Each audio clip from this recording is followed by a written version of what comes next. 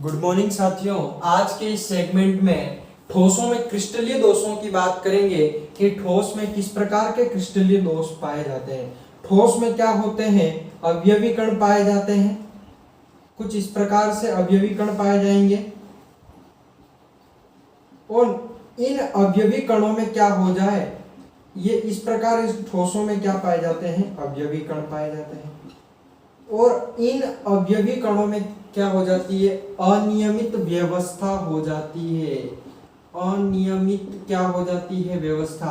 अर्थात अवयवी कणों में क्या हो जाती है, डिसबैलेंस आ जाता है। अर्थात कहीं पर अवयवी कण होने तो इस प्रकार पास में चाहिए थे और अवयवी कण क्या हो जाते हैं, दूर दूर हो जाते हैं। मतलब ठोसों के क्रिस्टलीय जालक में अवयवी कणों की अव्यवस्था के कारण या अवयवी कणों की अनियमित व्यवस्था के कारण पाए जाने वाले दोष को क्या कहते हैं, क्रिस्टलीय दोष कहते हैं। तो परिभाषा क्या हो जाएगी, ठोसों के क्रिस्टलीय जालक में ठोसों के क्रिस्टलीय जालक में अवयवी कणों की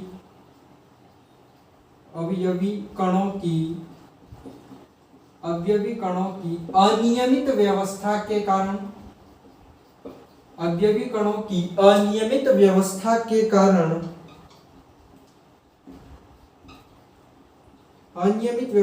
कारण उत्पन्न दोष क्या कहलाता है, क्रिस्टलीय दोष कहलाता है। क्रिस्टल जालक में अवयवी कणों की अनियमित व्यवस्था के कारण उत्पन्न दोष क्रिस्टलीय दोष कहलाता है। क्या कहलाता है, क्रिस्टलीय दोष कहलाता है। ये क्रिस्टलीय दोष दो प्रकार के होते हैं, बिंदु दोष और रेखीय दोष। कितने प्रकार के होते हैं, दो प्रकार के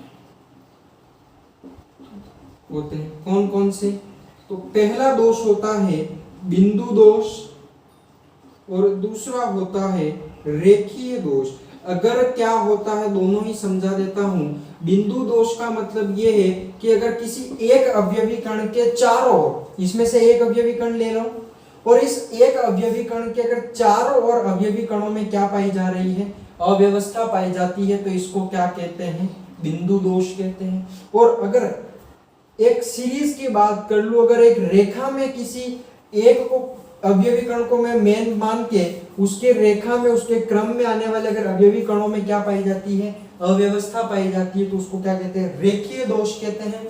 ये रेखीय दोष दो प्रकार का होता है, धातु आधिक्य दोष। क्या होता है, धातु आधिक्य दोष, और दूसरा होता है धातु न्यूनता दोष। एक तो धातु की अधिकता से उत्पन्न होने वाला दोष है और दूसरा धातु की कमी के कारण उत्पन्न होने वाला दोष है, वो कौन सा है, रेखीय दोष। बिंदु दोष आपके तीन प्रकार के होते हैं, स्टाइकियोमेट्री दोष,